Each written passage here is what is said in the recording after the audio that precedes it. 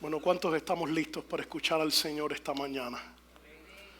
Oh, vamos, yo necesito a alguien que esté listo para escuchar a Dios aquí hoy, pues.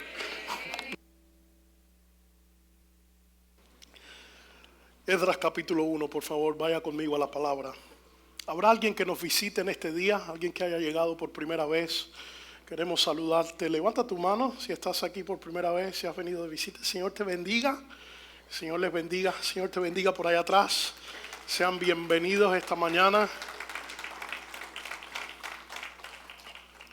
Todo lo que hacemos aquí lo hacemos para el Señor, pero para esto somos el cuerpo de Cristo. Sean bienvenidos y disfrutamos juntos lo que el Señor está haciendo en medio de su pueblo. Acompáñenme por favor a la Escritura, Esdras capítulo 1. Yo tengo un desafío muy grande esta mañana. Voy a empezar a ministrar una serie de 3 mensajes. Voy a empezar a ministrar acerca de algo que le hemos llamado principios de reconstrucción. Entendemos que hay algo que el Señor está haciendo y yo quiero declarar esta mañana que lo que el Espíritu de Dios está haciendo en esta temporada es una nueva temporada de reconstrucción. Así que quiero declararlo esta mañana y comenzar a explicar en estos 3 mensajes de qué se trata esto. Y cuáles son algunos de estos principios de la Escritura que nosotros podemos obtener en medio de un proceso de construcción, de edificación, de reconstrucción. Quiero que usted sepa que la reconstrucción tiene que ver con algo que está roto, con algo que está quebrado, con algo que está dañado y se comienza a hacer de nuevo. O sea, la reconstrucción no tiene que ver con volver a construir lo mismo en el mismo lugar, de la misma manera. La reconstrucción tiene que ver con darle forma nueva a algo roto. Yo recordaba mientras estudiaba la palabra un poco aquel texto en Jeremías, cuando el Espíritu de Dios le habla al profeta y le dice: levántate, vete a casa del alfarero, porque allí yo te haré oír mis palabras. ¿Se acuerda usted de eso? Dice que en medio de ese contexto, en el momento en que Jeremías entra a la casa del alfarero, se da cuenta que el alfarero estaba sentado trabajando en la rueda, en una vasija que él estaba haciendo, pero mientras eso estaba pasando, la vasija en la que él estaba trabajando se quebró, se rompió. Quiero que entienda que era un alfarero, o sea, era un hombre que sabía de vasijas, sabía de barro, pero la vasija en la que él estaba trabajando se quebró en sus manos. Así que él comenzó a hacer otra vasija con las mismas piezas que estaban quebrantadas. Y en medio de ese escenario Dios le habla al profeta y le dice: no podré yo hacer con vosotros como este alfarero con esta vasija, oh casa de Israel. O sea, Dios le está diciendo a Jeremías: Jeremías, prepárate y presta atención, porque yo voy a reconstruir Israel. O sea, yo voy a volver a levantar a mi pueblo y lo voy a hacer una nueva vasija conforme a él le parecía mejor hacerla.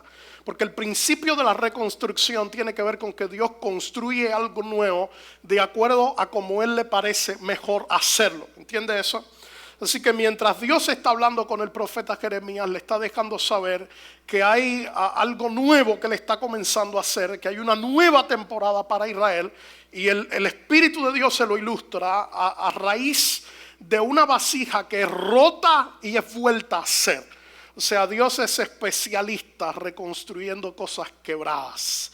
Dios es especialista levantando lo que está roto. Y quiero que usted escuche eso, porque muchas veces, o quizás muchos de nosotros en este lugar hemos llegado y sabemos que hay cosas en nuestra vida que están rotas. Es probable que hay algunos de nosotros que hemos llegado esta mañana y sabemos que nosotros mismos estamos quebrados, estamos quebrantados, o que nuestra familia está quebrantada, o que hay cosas alrededor nuestro que están quebrantadas. Pero yo quiero darte una noticia en esta mañana y quiero dejarte saber que el Espíritu de Dios está interesado en comenzar un trabajo en estos días, que es un trabajo de reconstrucción, donde Él va a tomar lo que está roto, lo que está quebrado, lo que está dañado, y va a volver a hacer una nueva vasija, conforme a Él le parece mejor hacerla. Así que yo no sé si eso te da expectativa, te anima, te alienta, pero quiero que sepas que no importa el nivel de rotura al que nosotros podamos llegar, una cosa rota en las manos de Dios tiene todo el potencial de ser restaurado. No importa el nivel de rotura al que yo puedo llegar, al que mi familia puede llegar, al que una generación puede llegar, lo que está roto, pero está roto en las manos del alfarero, tiene todo el potencial de ser restaurado. Porque quiero que entiendas que la reconstrucción no tiene que ver con las piezas rotas, tiene que ver con el alfarero que construye. La reconstrucción no tiene que ver con las cosas rotas, con las personas rotas, con la familia rota, con la sociedad rota. Tiene que ver con el alfarero, que es el Dios del cielo y de la tierra, que está sentado en su trono, que no ha cambiado, que no es hombre para que mienta, ni hijo de hombre para que se arrepienta, que todo lo que promete lo cumple y que todo lo que ha dicho va a pasar. Quiero que entiendas que la reconstrucción no tiene que ver contigo ni conmigo, tiene que ver completamente con Él. Tiene que ver con sus propósitos, con sus planes, con su corazón. Así que Él va a completar su propósito y su obra en medio de los tiempos. Voy a usar el libro de Esdras para esto. El Señor ha estado ministrando mucho mi corazón. Y lo que voy a hacer en las próximas semanas es básicamente separar el libro de Esdras en 3 partes. Voy a estar ministrando hoy capítulo 1, el capítulo 3 de Esdras, la próxima semana capítulo 4, el capítulo 6, y la próxima semana capítulo 7 al capítulo 10 de Esdras. Y lo que vamos a hacer es tratar de encontrar en la Escritura esos principios que el Señor ha dejado para que nosotros podamos entender cómo funciona, cómo opera, cómo camina un proceso de reconstrucción. Amén. Vamos, yo necesito que ustedes me ayuden aquí hoy y que abran sus oídos espirituales porque tengo mi corazón ardiendo esta mañana y demasiado que compartir con ustedes. Así que vamos a alistarnos. Cierra tus ojos, por favor, un momento. Vamos a decirle, Padre, gracias por tu presencia en medio nuestro, gracias por esta mañana. Abrimos nuestro corazón. Yo oro para que todo pensamiento sea llevado cautivo a la obediencia en Cristo Jesús. Y oro, Señor, para que tomes completo control de nuestra mente, de nuestro corazón y de todo este lugar, de cada uno de nosotros. Solamente tú reinas, solamente tú hablas, solamente tú gobiernas en medio de este lugar y tu pueblo está listo para escucharte y listo para obedecerte. Gracias, Jesús. Vamos, acompáñenme a la Escritura, Esdras capítulo 1. Les decía en la mañana que como buenos estudiantes de la palabra, yo le voy a invitar a que usted tome sus notas. Ustedes dirán, este pastor como repite lo mismo. Bueno, lo que pasa es que cuando nosotros escuchamos una enseñanza, hay cosas que recepcionamos, pero se nos va mucho, ¿no? Entonces, cuando nosotros interactuamos con eso, a lo mejor usted dice, yo lo veo en YouTube después. Eso puede ser, pero cuando nosotros interactuamos con eso, tomamos nota, abrimos nuestra Biblia, comenzamos a escribir algunas cosas, eso nos va a bendecir, nos va a ayudar a que nos podamos quedar con más cosas, a que podamos compartirlo con otros después, a que usted pueda después rumiar la palabra, ahí cuando esté en su casa en oración, el Señor pueda continuar hablándole, ministrándole, y usted pueda inquirir en lo que el Señor nos está hablando en estos días. Vamos allá, Esdras capítulo 1. Dice la palabra, en el primer año de Ciro, rey de Persia, para que se cumpliese la palabra de Jehová por boca de Jeremías, despertó Jehová el espíritu de Ciro. ¿Qué hizo Dios?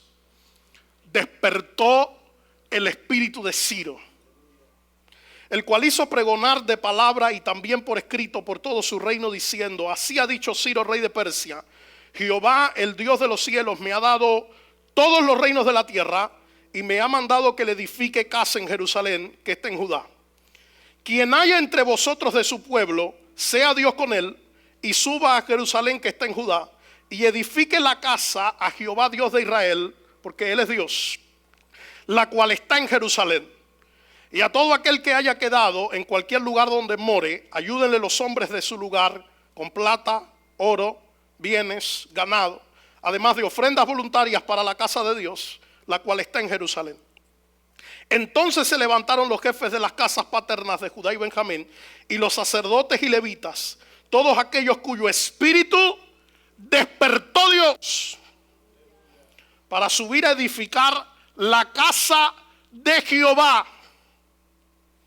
la cual está en Jerusalén. Y todos los que estaban en sus alrededores les ayudaron con plata y oro, con bienes y ganados, con piedras preciosas, además de todo lo que se ofreció voluntariamente. Y el rey Ciro sacó los utensilios de la casa de Jehová que Nabucodonosor había sacado de Jerusalén y los había puesto en la casa de sus dioses.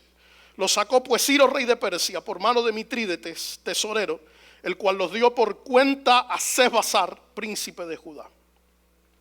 Déjenme tomar un momento para ponernos un poco quizás en contexto de esta historia y de cómo nosotros llegamos a este momento de la historia bíblica, porque hay muchas cosas importantes que están pasando, que si no entendemos un poco todo este panorama quizás las podemos perder en nuestra mente. Quiero que usted sepa que cuando Dios elige a David como rey, David tenía la intención de levantar una casa para Jehová. ¿Se acuerda usted de eso?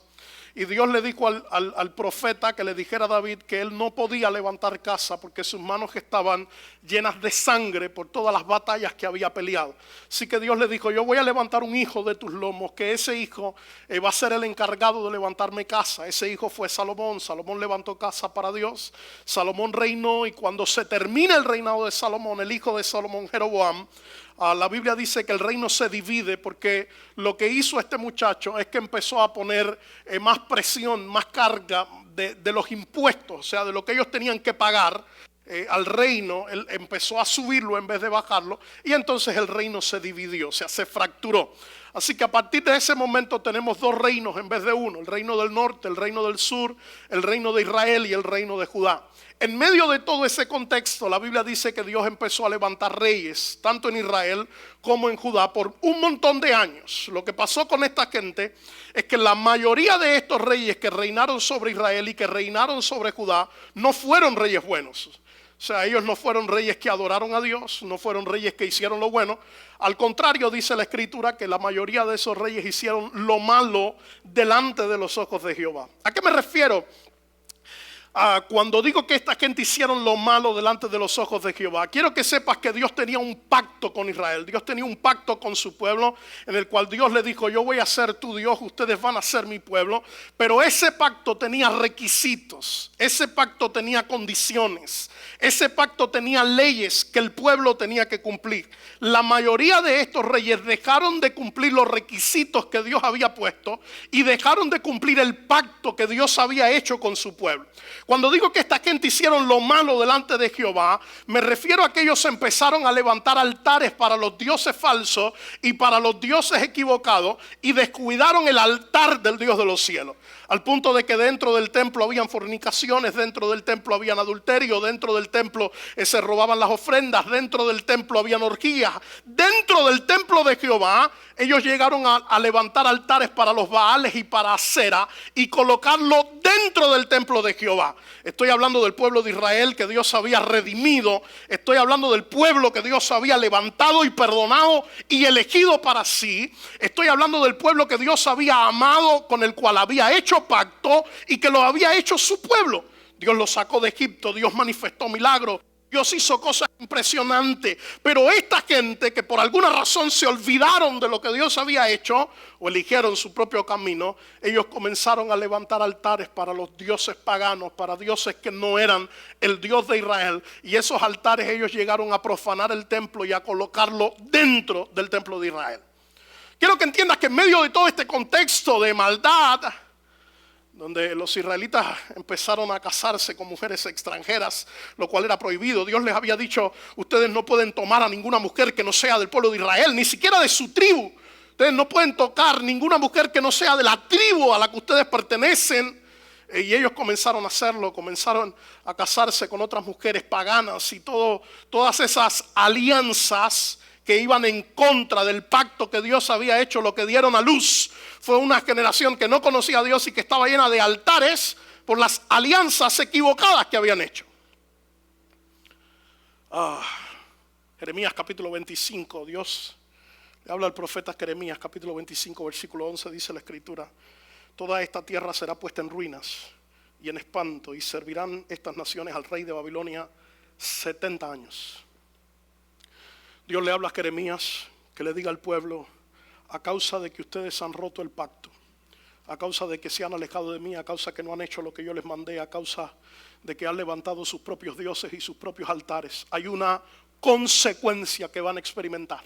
Y esa consecuencia es que ustedes van a ser arrancados del lugar de donde viven, van a ser arrancados de Jerusalén. Ojo, Jeremías, el templo va a ser destruido, los muros van a ser destruidos, el altar va a ser destruido, las casas van a ser destruidas, y todos ellos iban a ser llevados cautivos. comenzó un periodo que se conoce como el periodo del exilio, o sea, la desolación de Israel. Fueron 70 años, hubo 3 grandes desolaciones, 3 grandes exilios, 3 grandes conquistas. 2 que tenían que ver con Babilonia, una que tenía que ver con el imperio de Asiria. Y quiero que entiendas que el rey Nabucodonosor, el rey de Babilonia, hizo esto. Agarró a los israelitas, los conquistó y se llevó cautivo con él a los judíos, a los príncipes, a los hijos de los que supuestamente iban a reinar y a juzgar a Israel. Los agarró, los hizo sus esclavos, los puso a darle consejo a él. Y destruyeron todo lo que pertenecía a Jehová. Y todo lo que pertenecía a Israel fue destruido. Destruyeron el templo, destruyeron el altar, destruyeron las casas, destruyeron los muros. Nabucodonosor se encargó de ejercer el juicio que Dios había establecido a causa del pecado de Israel. Israel fue desolada por 70 años. 70 años de exilio, 70 años de desolación, 70 años sin adorar a Dios. Escuche por favor, 70 años sin altar, 70 años sin muros, 70 años sin templo, 70 años sin sacrificio, 70 años sin ministerio sacerdotal ni levítico, 70 años escuchando a los dioses paganos, 70 años escuchando la adoración de los pueblos idólatras, 70 años donde las generaciones de los israelitas crecieron en medio de cautiverio, en medio de exilio, en medio de desolación, sin conocer al Dios de milagros, sin conocer al Dios de Israel, sin conocer al Dios de poder, sin ver al Dios del cielo manifestado. 70 años.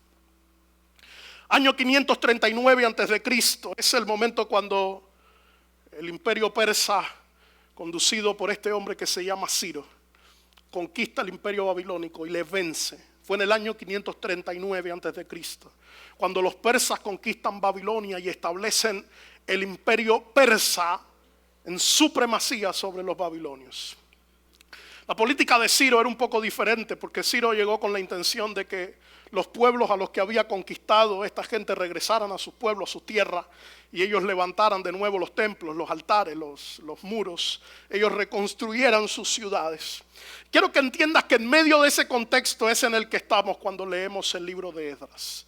Hemos pasado 70 años de esclavitud, hemos pasado 70 años de cautividad, hemos pasado 70 años de exilio, donde el pueblo se había acostumbrado a la cautividad. Viene el despertar de Dios, donde se levanta un rey pagano, idólatra, que no amaba a Dios, no era de Israel, no era de su pueblo, pero que Dios había anunciado que este hombre iba a ser levantado, y Dios despertó su espíritu para que sus propósitos fueran cumplidos. En medio de ese contexto es en el que estamos cuando comienza el libro de Esdras, y te doy el primero de estos principios. Te animo de nuevo a que lo anotes. Te voy a dar solo 3 y algunas cosas que voy a compartir, pero el primero de los principios que te quiero compartir es que Dios es quien despierta el espíritu para edificar su casa. El fundamento de la edificación, de la reconstrucción, parte de un solo lugar.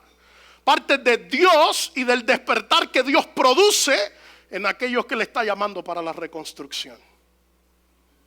Hay algo que me sorprende cuando leo la escritura y leo Esdras capítulo 1, y es que dice que el primer espíritu que Dios despertó no fue el de Israel, fue el del rey pagano que se llama Ciro, que era persa, que había conquistado a los babilonios. Lo primero que Dios hizo cuando estaba a punto de cumplir la palabra que había profetizado hacía muchos años atrás, fue despertar el espíritu de un hombre pagano, idólatra, que adoraba a los Baales, pero que Dios tenía intención de cumplir un plan a cabalidad. Y yo lo tengo que decir de nuevo, que lo que Dios promete, Dios siempre lo va a cumplir.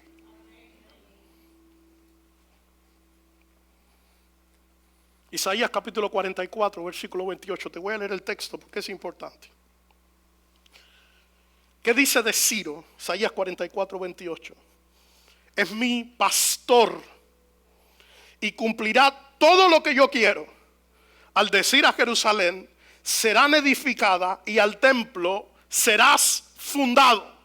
Capítulo 45, versículo 1. Mira lo que dice, por favor. Así dice Jehová a su...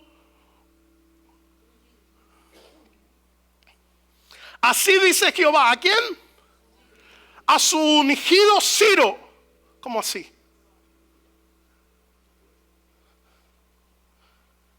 Al cual tomé por su mano derecha para sujetar naciones delante de él y desatar lomos de reyes, para abrir delante de él puertas, y las puertas no se cerrarán.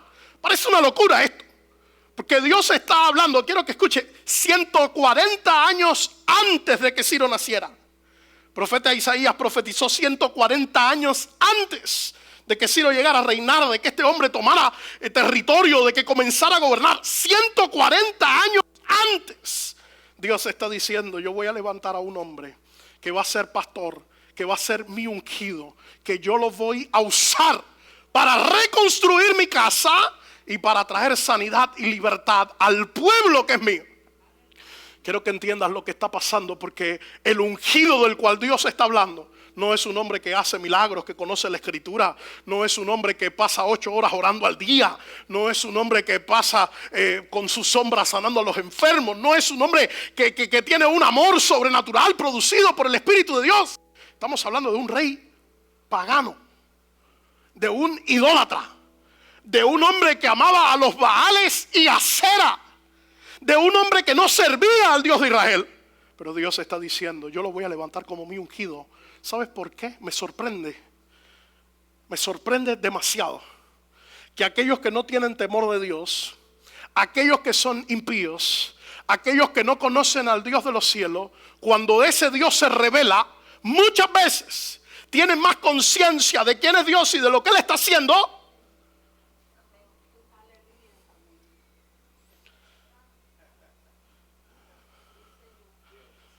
Lo digo.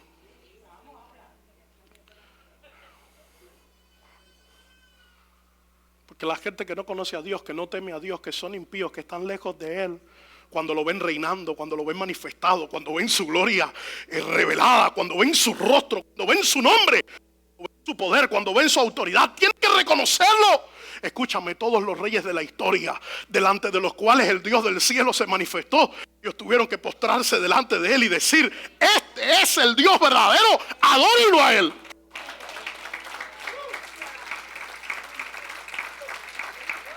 Usted recordará aquel momento después de que Daniel sale del foso de los leones, después de que Dios libró a Daniel en el foso de los leones. ¿Qué pasó? El rey Darío emitió un decreto diciendo, este es el Dios al que todo este pueblo tiene que adorar. Usted recordará después de que Nabucodonosor mandó a mandar a aquellos 3 muchachos al horno de fuego, cuando aquellos 3 muchachos fueron liberados por aquel cuarto hombre que era semejante al Hijo del Altísimo. Salieron. Nabucodonosor dijo, oh, este es el Dios verdadero, el Dios al que tenemos que adorar. ¿Sabe por qué? Porque muchas veces los impíos tienen la sensibilidad de reconocer el poder de Dios y lo que Dios está haciendo.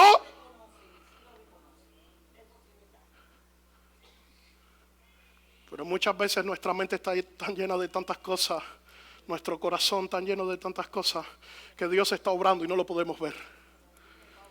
Que el Dios del cielo se está manifestando y nuestros ojos no lo ven porque ven otra cosa, nuestros ojos ven otra cosa. Dios está hablando y nuestros oídos escuchan otra cosa. Dios despertó el espíritu de Ciro, el rey de Persia, porque era este hombre el que tenía la autoridad, el que era el rey, el que podía emitir el decreto y decir, vayan a reconstruir el pueblo. Versículo 5 dice, entonces se levantaron los jefes de las casas paternas de Judá y de Benjamín, los sacerdotes y los levitas, todos aquellos cuyo espíritu despertó Dios, para subir a edificar la casa de Jehová, la cual está en Jerusalén. Quiero que sepas que Dios despertó el espíritu del pueblo. Dios empezó a despertar el espíritu del pueblo con una sola tarea. Y esa tarea era reconstruir una casa, pero no cualquier casa, era la casa de Jehová. Quiero que entiendas que este versículo lo que me está dando es la motivación correcta de la reconstrucción. Este versículo lo que me está dando es el objetivo correcto de la reconstrucción. Y me está enseñando qué es lo que Dios está esperando que yo haga. Que lo que dice aquí es que Dios despertó el espíritu del pueblo para una cosa. Y era para levantarle una casa a Jehová, al Dios del cielo. Escúcheme por favor. La razón por la cual Dios comienza temporada de reconstrucción es para levantarle casa a Él. La razón por la cual Dios comienza a despertar el espíritu de algunos para regresarlos a una tierra de donde había esclavitud, cautiverio, exilio. La razón por la cual Dios lo hace es para levantar casa a su nombre. Yo necesito que usted entienda.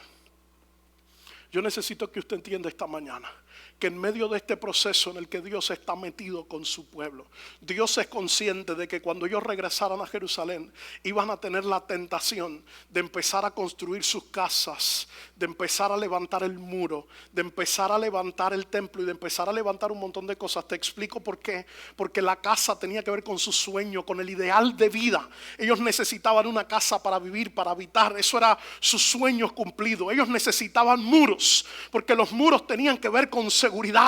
La manera en que se definía la seguridad, la autoridad, la grandeza de los reinos en aquel tiempo tenía que ver con los templos y tenía que ver con los muros. Así que un pueblo que no tenía muros era un pueblo indefenso. Quiero que entiendas que Dios era consciente de que el pueblo iba a tener la tentación de llegar a Jerusalén y empezar a edificar un muro en vez de empezar a levantar el altar. Porque el muro tenía que ver con ellos y el altar tenía que ver con Dios. Venga, escúcheme de nuevo, por favor. El muro tenía que ver con ellos porque tenía que ver con su seguridad, tenía que ver con lo que ellos necesitaban, tenía que ver con sus expectativas, tenía que ver con lo que ellos querían que pasaran. El altar tenía que ver con el Dios del cielo revelado y manifestado. Así que claramente el pueblo iba a tener la tentación de regresar a Jerusalén para empezar a levantar muro, porque el muro los iba a proteger, el muro los iba a cuidar, el muro iba a hacer lo que ellos necesitaban. El altar no.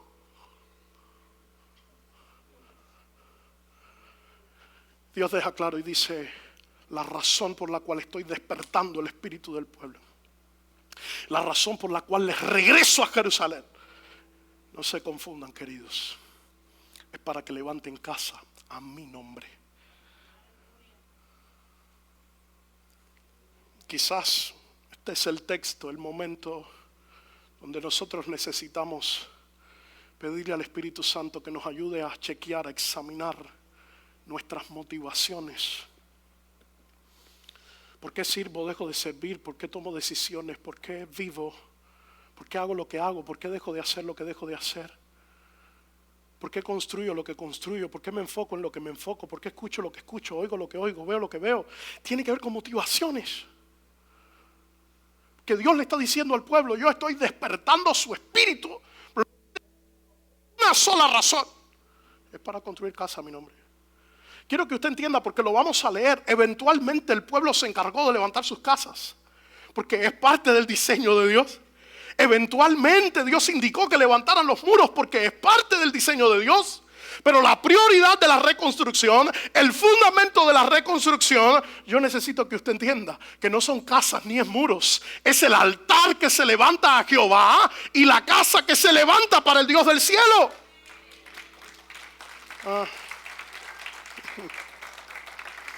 Todo lo demás es secundario.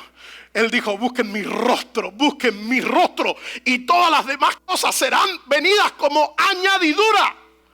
Son parte de lo que necesitamos, claro. Es parte de lo que Él quiere darnos, claro. Es parte de lo que tenemos que hacer, claro. Pero no es el fundamento. El fundamento es el altar levantado, la casa a Jehová levantada. Ese es el fundamento.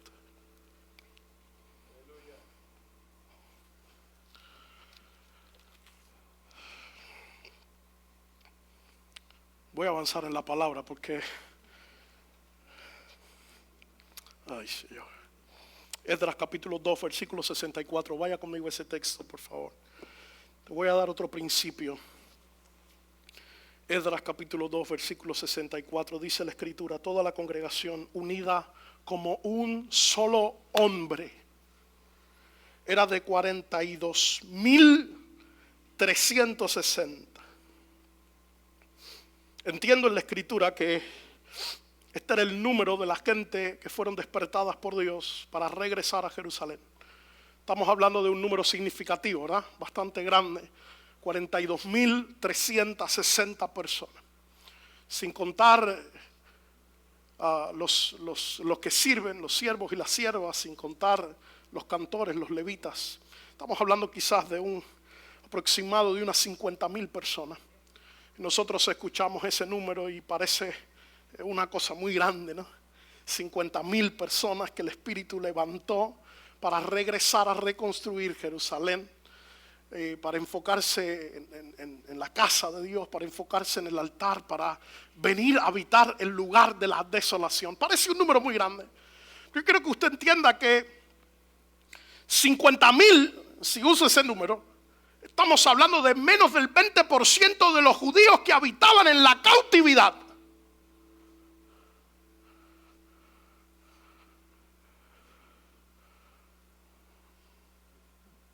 Voy de nuevo. 50,000 personas en menos del 20% de los judíos que habitaban en la cautividad. Te lo digo en español lo que eso significa. Porque había un pueblo que era de Israel. Había un pueblo que era judío. Había un pueblo que Dios amaba. Pero en el momento en el que Ciro se levanta y dice: ustedes tienen la oportunidad de regresar a Jerusalén para reconstruir ese lugar. Yo quiero que usted entienda que Ciro no lo hizo obligado. O sea, Ciro no emitió un decreto diciendo todos los judíos tienen que regresar a Jerusalén. Ciro no dijo todos los que son del pueblo de Israel obligatoriamente les toca regresar a Jerusalén a reconstruir el altar. No, Ciro no hizo eso. Ciro abrió el espacio y le dijo a todo Israel: los que sean del pueblo, los que quieran, váyanse a Jerusalén para que levanten casa, ojo, para su Dios.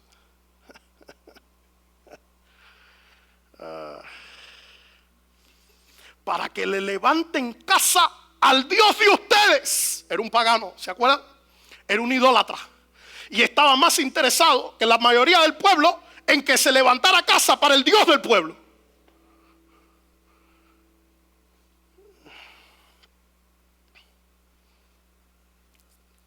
Quiero que sepas que en Babilonia, que ahora era Persia, se quedaron más de 200,000 judíos. Más de 200,000 judíos. 50,000 regresaron a Jerusalén para reconstruir. Y más de 200,000. 200,000. No uno, no tres, no 10, no 100, no 300. 200,000 se quedaron, prefirieron vivir en la cautividad. Yo tuve que detenerme aquí. Decirle: Señor, necesito que me expliques esto. Yo necesito entender esto. Yo necesito que usted entienda que habían pasado 70 años. 70. En 70 años había mucha gente que había nacido en la cautividad. No conocía el altar. Ellos no conocían el templo. Ellos no conocían la gloria de Dios manifestada. No la conocían. Cuando Ciro les dice: vayan para que vivan la gloria, ellos dicen: ¿qué es eso?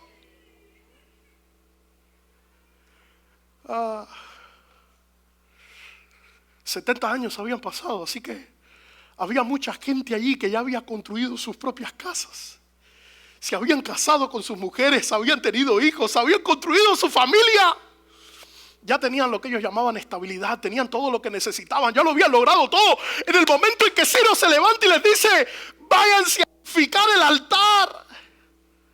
¿Sabes qué pasa? Hay una comparación aquí. ¿Qué es más importante? ¿Mis muros? ¿Mi casa? ¿Mis sueños? ¿Mi vida? ¿Mis expectativas? ¿Mis deseos? ¿El altar de Dios?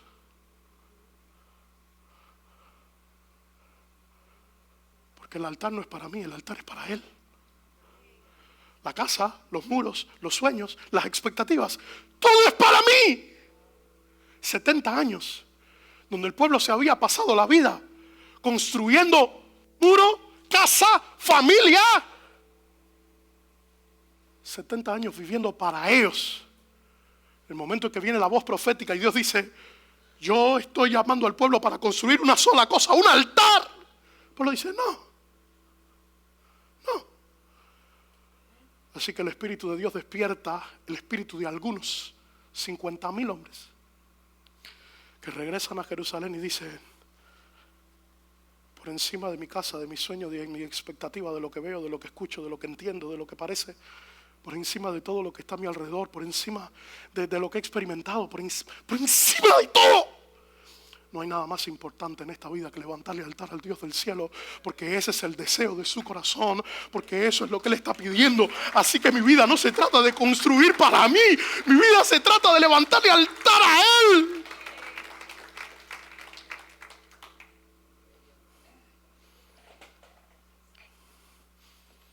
Pero más del 80% del pueblo no lo entendió.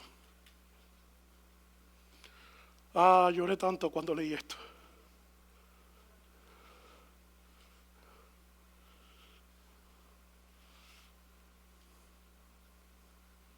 Nos amamos tanto.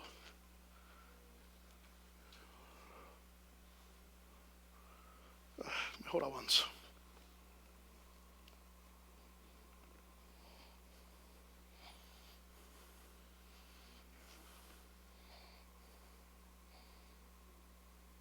Yo creo que me escuches lo que te voy a decir. Dice la Biblia que cuando el Señor levantó a esta gente y despertó su espíritu, todos aquellos a los cuales el Espíritu de Dios despertó su espíritu, se unieron como un solo hombre. Escúchalo de nuevo, por favor. Todos aquellos de los cuales Dios despertó su espíritu para la reconstrucción, ¿sabes qué hicieron? Se unieron como un solo hombre. Porque no hay reconstrucción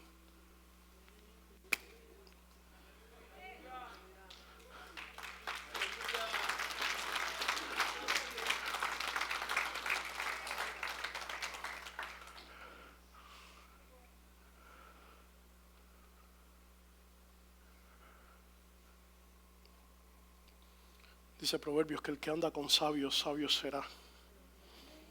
¿Y usted que dice la Biblia que las malas conversaciones corrompen las buenas costumbres?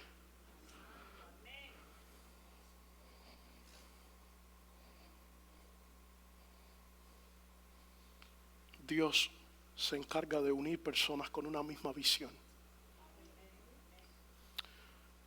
Yo entiendo que en el pueblo de Dios hay muchas personas tratando de construir muchas cosas. Yo entiendo que muchas veces amamos tantas cosas que nos cuesta trabajo cerrar nuestros ojos, cerrar nuestros oídos y enfocarnos a construir un altar, que es lo único que Él nos ha pedido. Porque en el altar hay sacrificio, hay adoración, hay consagración, hay fuego.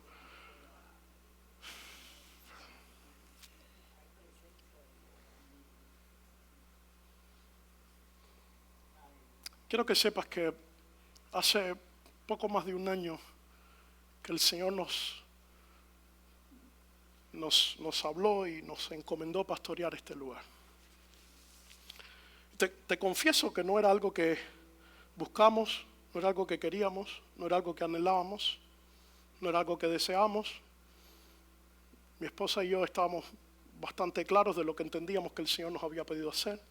Nos estábamos preparando para irnos al otro lado del mundo, a predicar el Evangelio, a plantar iglesias, a ser discípulos. Pero en medio de ese contexto, el Señor habló con claridad a nosotros, a los hermanos de la Junta, a otras personas.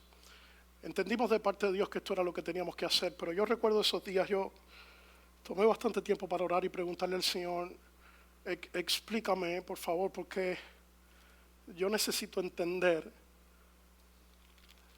qué cosa es lo que tú quieres que yo haga. Yo recuerdo mientras hablaba con el Señor, hubo algo que el Señor puso en mi corazón y Él me dijo con claridad, la razón por la que estoy haciendo todo esto es porque necesito que levantes un altar. Yo necesito pedirle perdón si yo no logro cumplir las expectativas de algunos de ustedes. No sé si debería pedirles perdón porque al final del día ya me han regañado demasiado por pedir perdón Y yo necesito que usted entienda que yo necesito cumplir las expectativas del Dios del cielo sobre mí en esta temporada. Yo necesito que usted entienda que yo no puedo dedicar mi tiempo ahora mismo ni a construir muros ni a construir casas, porque el fundamento de la reconstrucción es construir altar, es levantarle altar al Dios del cielo. Yo necesito que usted entienda que los muros serán construidos y las casas serán construidas. Pero a Israel no se le ocurrió ponerse a construir casas ni ponerse a construir muros hasta que el altar del Dios del cielo no fuera restaurado. Perdóneme si no cumplo mis expectativas, las suyas, pero tengo una tarea muy clara de parte del Señor, y es levantar un altar al Dios del cielo en este lugar. Capítulo 3 de Esdras, te voy a dar el último principio. Te dije, Dios es quien despierta el espíritu para edificar. Te dije, Dios une personas con una misma visión. Te doy el último. Escríbelo, por favor. El fundamento de la reconstrucción es precisamente levantar el altar.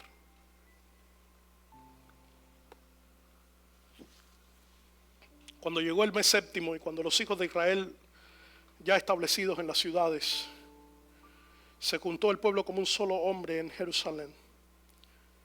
Entonces se levantaron Jesúa, hijo de Josadac, y sus hermanos los sacerdotes, y Zorobabel, hijo de Salatiel, y sus hermanos, y edificaron el altar del Dios de Israel para ofrecer sobre él holocausto, como está escrito en la ley de Moisés, varón de Dios. Colocaron el altar sobre su base porque tenían miedo de los pueblos de la tierra, y ofrecieron sobre él holocausto a Jehová, holocausto por la mañana y por la tarde. Celebraron asimismo las fiestas solemnes de los tabernáculos, como está escrito, y holocausto cada día por orden conforme al rito, cada cosa en su día. Además de esto, el holocausto continuo, las nuevas lunas y todas las fiestas solemnes de Jehová, y todo sacrificio espontáneo, toda ofrenda voluntaria a Jehová. Desde el primer día del mes séptimo comenzaron a ofrecer holocausto a Jehová, pero los cimientos del templo de Jehová no se habían echado todavía. Quiero que escuches que la palabra hebrea que se usa para hablar de altar en estos textos y en la mayoría del Antiguo Testamento es una palabra que se llama mizbea. Mizbea significa lugar de sacrificio. Mizbea era el altar que Dios demandaba que fuera levantado. Y yo quiero que usted entienda que antes de que Dios le hablara a Moisés para levantar un tabernáculo, antes de que Salomón lograra construir el templo majestuoso de Jehová, todos los patriarcas, todos los hombres que conocieron al Señor, el altar era el punto de encuentro con el Dios del cielo. Así que Dios hacía algo impresionante por ellos. Y ellos levantaban un altar de agradecimiento, levantaban un altar de adoración, levantaban un altar de consagración, levantaban una ofrenda para Jehová. Quiero que entiendas que el altar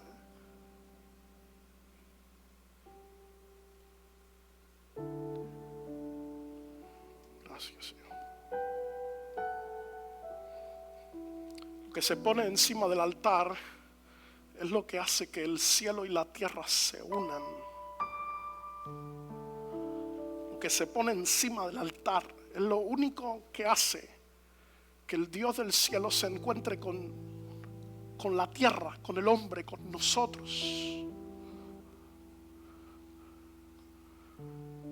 Yo creo que Dios está levantando una generación que aprenda a amar su presencia y aprenda a amar el altar por encima de todas las demás cosas que nosotros amamos.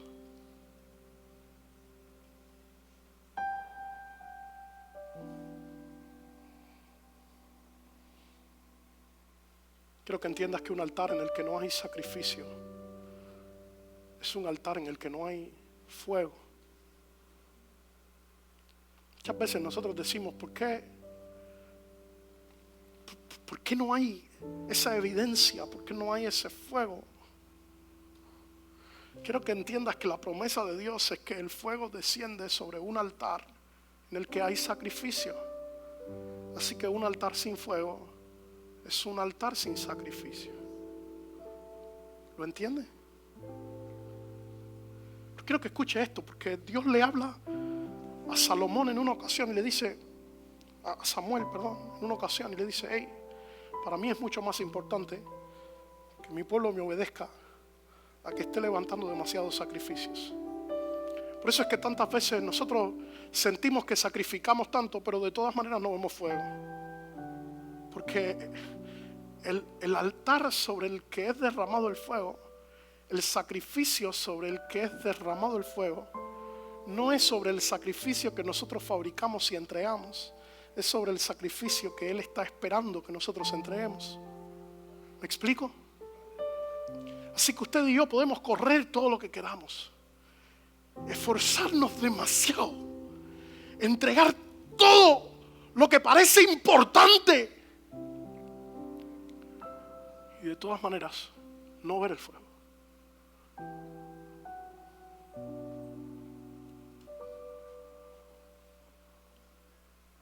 Porque lo que Dios está comprometido a llenar es aquello que usted y yo entregamos, que Él está esperando que nosotros entreguemos.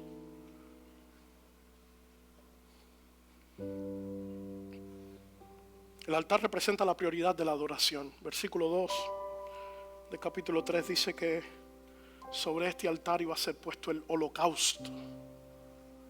Tiene que ver con lo que Él está esperando, con esa rendición, con esa entrega, con el holocausto que es ofrecido para Jehová. Y al final de este versículo dice que iba a ser ofrecido conforme a la ley de Moisés. ¿Sabes qué significa eso? Que ellos no se iban a inventar la manera de levantar el altar, ni se iban a inventar la manera de entregar el sacrificio. Ellos iban a entregar el sacrificio conforme Dios había pedido que fuera entregado, de la manera que Dios había pedido que fuera entregado. Ya Dios le había dicho a Moisés cómo hacerlo. Ya Dios le había dicho a Moisés dónde, cuándo, cómo, en qué condición. Imagínense un pueblo que quiere agradar a Dios, pero se inventa todo el sistema para agradar a Dios de la manera que ellos entienden que tienen que agradar a Dios. Está diciendo: este sacrificio tiene que ser entregado de acuerdo a como está escrito en la ley de Moisés. Es la palabra de Dios el fundamento. Es lo que ya Él nos entregó como fundamento. Es lo que Él estableció como fundamento.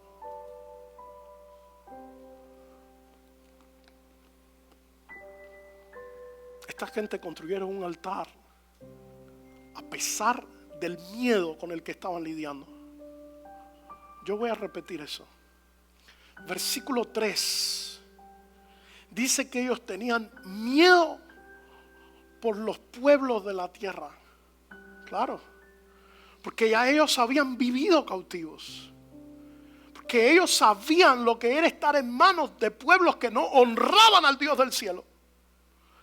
Porque ellos sabían que cuando levantaran el altar se iba a levantar el espíritu, que no voy a decir el nombre todavía, que existe para apagar el altar.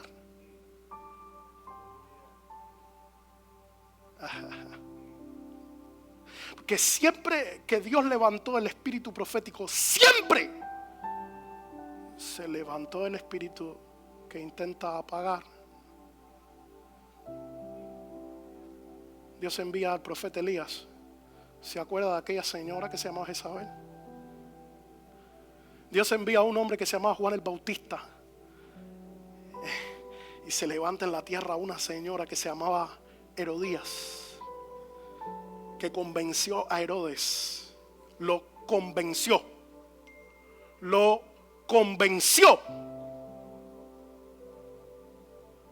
para que le trajera la cabeza del profeta. Había miedo, claro. Yo quiero que usted entienda que con miedo o sin miedo, porque aquí el problema no es tener miedo. Aquí el problema es qué hacemos con eso que estamos sintiendo. Cuando cualquiera de nosotros enfrenta una crisis, un problema, una dificultad, claramente sentimos miedo. Usted mira a un gigante que es más grande que usted y usted siente miedo. El problema no es el miedo. El problema es qué hacemos con el miedo. Yo lo puedo declarar en esta mañana. Con miedo o sin miedo, levantaremos el altar.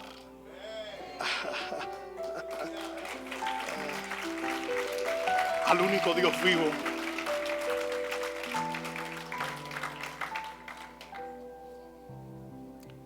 Termino con esto, versículo 4, capítulo 3. Está enseñando. Ay, Señor.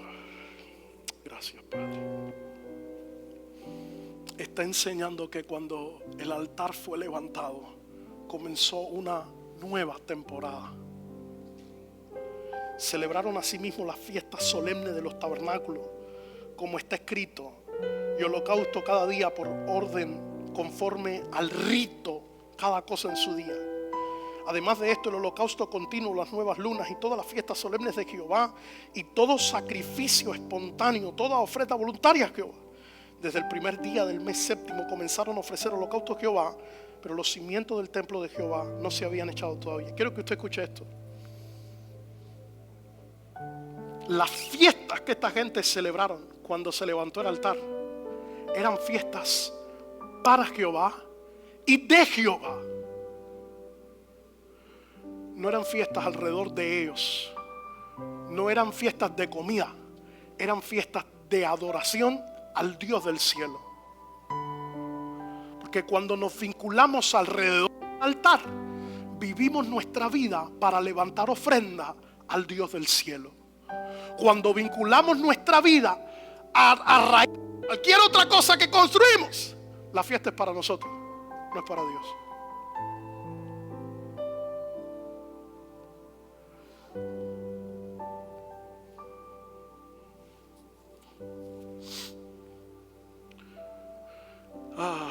Dice que ellos terminaron de echar el altar, de levantar el altar, celebraron fiesta y los cimientos del templo todavía no habían sido construidos. Quiero que lo entienda. Los muros, que tiene que ver con estructura, tiene que ver con seguridad, tiene que ver con expectativas. Los muros tienen un lugar en la reconstrucción.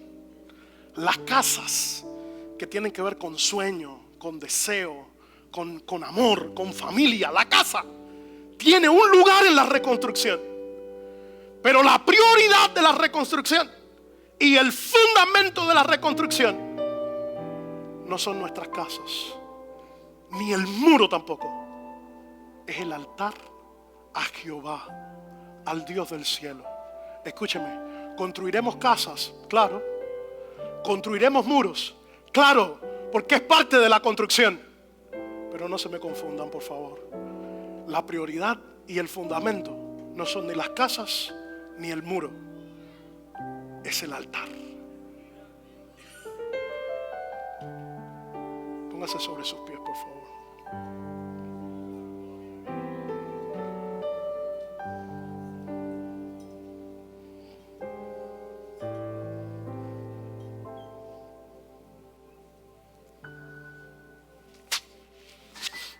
Gracias, Padre.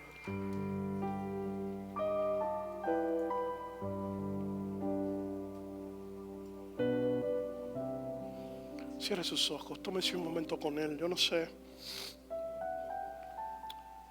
quizás usted ha venido esta mañana y es consciente de que su vida, su familia o que cosas alrededor suyo, usted se da cuenta que necesitan ser reconstruidas.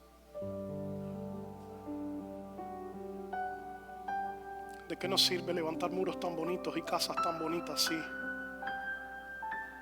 lo único que transforma, cambia, salva, restaura,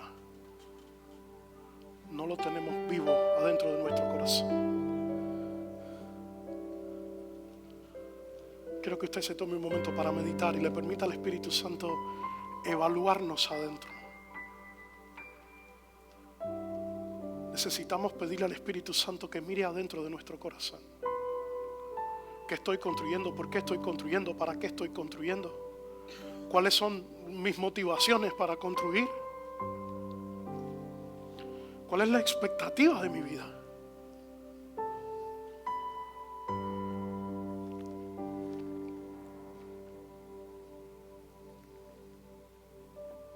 Cierre sus ojos, por favor, hable con Él un momento. Esté tranquilo ahí en su presencia. Permítale al Espíritu Santo que comience a ministrarle adentro de su alma y hablarle adentro de su corazón.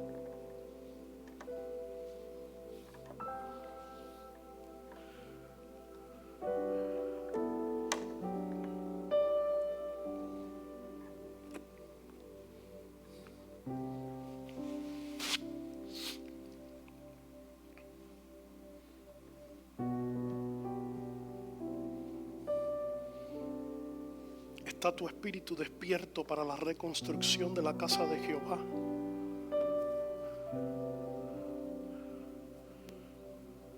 Fíjate que esto no tiene que ver con una decisión racional. Esto no tiene que ver con lo que me parece o me deja de parecer, con lo que creo o lo que dejo de creer. Tiene que ver con el espíritu de Jehová despertando tu espíritu.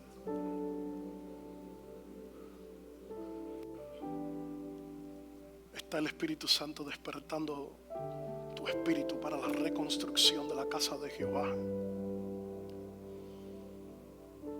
O piensas si quizás has aprendido a amar demasiado la cautividad.